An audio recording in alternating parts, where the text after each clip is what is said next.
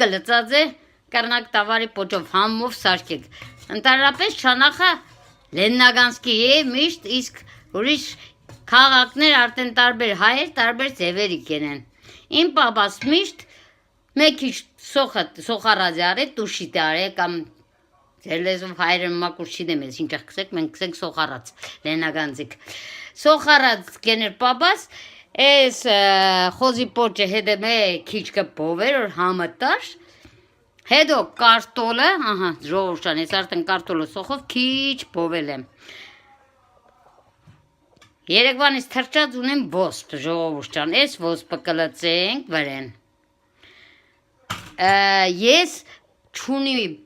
պատրաստիսենք տեպան, սիսերն ու կարմիր լոբին, իմս խանութի է, շատ էպած է, շատ հասած է, դրա համար հեռու եմ դրե ժողովուրդ ջան, իսկ դուք հմի